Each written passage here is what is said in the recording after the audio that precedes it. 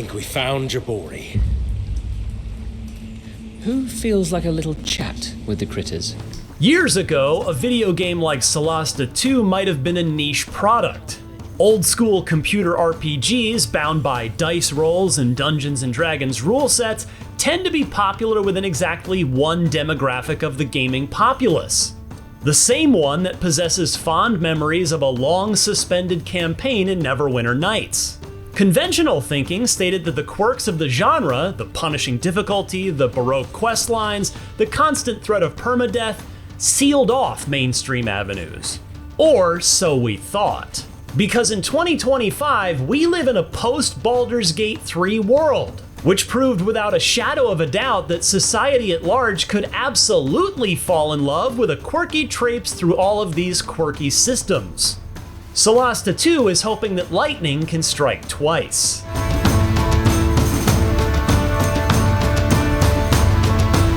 The first Solasta arrived in 2021, and by and large, both games are bringing the same formula to the table. Like its predecessor, Solasta 2 is a turn-based tactical RPG undergirded by D&D structures. And in the 2-hour demo I had access to, many of the rudiments were immediately legible. My party of adventurers had arrived at a rocky cliffside village, and I point and clicked my way through town to learn exactly what was ailing the citizens. A tribe of marauding kobolds were causing some problems on the border, and unexplained tremors were destroying buildings. Loads of rumbles in the ground.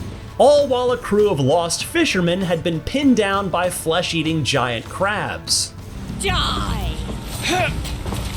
The core plot points forked off in subtle ways, providing a variety of methods to approach the crises. Do you want to slaughter the kobolds in their camp? Shut up! Or, perhaps, sneak off and nab one of the dragon scales they cherish, convincing them that you belong to the same cult. Yeah! So, off you go to solve these problems, hoping for a bounty of loot, or at least a few gold pieces, in return. Oh, bless my furry feet! Fancy seeing you here. All of these decisions are meted out in garden variety skill checks, auditing your capacity for persuasion, perception, historical fluency, and so on. We are worshippers of the Black Dragon. One crucial change Solasta 2 has made is that, from what I can tell, it doesn't matter which party member you are currently controlling when you navigate those dice rolls. The party is treated like an all-encompassing unit, which cuts down on the annoyance that comes when you accidentally wind up in a high-stakes parlay with your low-charisma barbarian. I know. It's embarrassing. I also appreciated how, with the stroke of a button, players can control their group using their WASD keys, ditching the traditional top-down view entirely.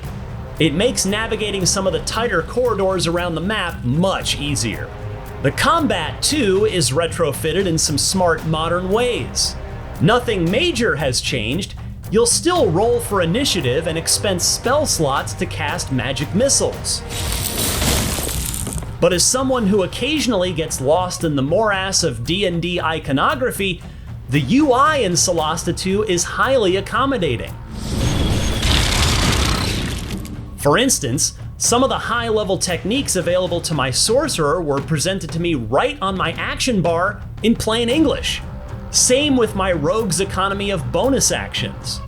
The learning curve in Baldur's Gate is considerably steeper and rife with early game mistakes as you're still getting used to the cadence. Solasta 2, meanwhile, got me up to speed much quicker.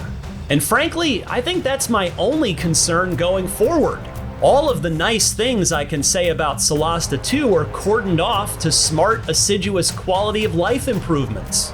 The demo itself didn't do much to distinguish itself from other RPGs on the market. That isn't necessarily a bad thing, but it was noticeable, especially when it looks unfavorable in comparison. One of the calling cards of Baldur's Gate 3 is just how pervasively interactive it is. Every NPC can be interfaced, unfurling more intrigue and seemingly limitless dialogue trees. But the portion of Solasta I saw was much more cloistered. Doors wouldn't open, townsfolk didn't speak to me, and my party was funneled down the narrow streets. The splendor of a tabletop campaign, how all options are on the table to the player, whether they want to raise the world or save it, didn't quite present itself. Solasta 2 has the basics down, but I hope when I play the retail version, it has the capacity to strike that erstwhile sense of wonder within us. I wish I could have given you a better welcome to my home. For more on Solasta 2, don't miss the reveal trailer, and for everything else in the world of video games, roll for initiative at IGN.